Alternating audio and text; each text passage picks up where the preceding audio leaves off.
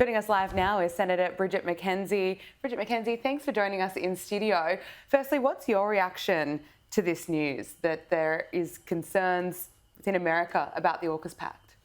Well, I think the AUKUS Pact is an historic agreement. It's going to serve our three nations incredibly well over coming decades in a time of increasing global tensions, particularly in our region. So as I understand the letter, the concerns were around the industrial complex within the US and their concerns that the US itself was spreading itself too thinly rather than the AUKUS agreement in and of itself. I think it's a key KPI for our incoming US ambassador, Kevin Rudd, to make sure that the AUKUS deal does fulfil its promise, not just in terms of the subs deal, but in terms of the broader benefits that that agreement is going to bring to not just Australia, but the US and the UK, and particularly within the geopolitical and strategic issues that'll be in our region over coming decades. Is that going to be a big challenge for Kevin Rudd, making sure that this AUKUS Pact is implemented properly? Well, I mean, given he was a sceptic at the beginning, he's going to have to, really come to the table with an open mind to really see all the potential benefits that all three nations found in coming together and to really get behind it. So yes, it's about making sure we have that strategic capability within the submarine, capability in our defence forces in a timely manner, but also those other strategic benefits that this agreement will bring, not just across, obviously, defence capability, but intelligence and the like. I want to speak to you about the signs that that this unofficial ban on Australian coal, could soon be lifted by Beijing. How do you feel about this? Do you welcome it? Are you cautious?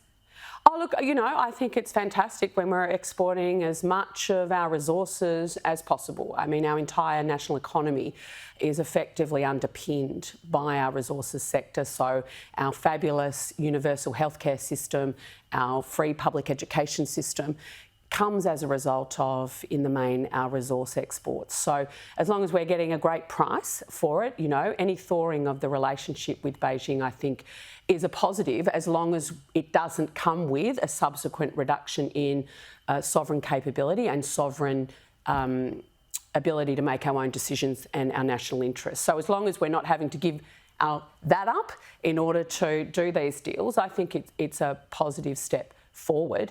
For those who are concerned about coal and its role in a low emissions future, I think even the IPCC and the International Energy Agency see a role for resources like coal in a low emissions future when they're partnered with technologies such as carbon capture and storage and other sort of mechanisms to reduce their emission reduction. Coal isn't evil in and of itself, but if you partner it with those leading cutting edge technologies, you can have the best of both worlds, a stable energy source and low emissions. Okay, there's so much I want to get through and we are short on time. Also want to speak to you about the $70 million allocated to fix dangerous black spots on the roads across Australia. That money's been ripped out of the budget by the Albanese government. What do you have to say? Yeah, I think it's appalling. It shows a callous disregard for road fatalities. I mean, we've seen a spike in road fatalities last year. Over 1,190 Australians lost their lives on our roads. This blackspot program is specifically targeting those areas of high risk in our suburbs and our country roads. And the Labor government in their October budget ripped $69 million out of the program. Now, they're saying, oh yeah, it's it's going to be in the next 10 years. Well, we need that funding next year and the year after and the year after. It's not in their budget, and we want them to recommit that money so that we can be safe on our roads. Why did they rip it out? Well, you'll have to ask them. For me, it's actually about shows where their priorities are. They thought we wouldn't find it. We have. And it's appalling. When I've been talking to local mayors right across the country, the blackspot program has been critical in identifying those high-risk areas and addressing it, whether they're intersections that can be quite dangerous, where fatalities have occurred or are likely to occur in the future.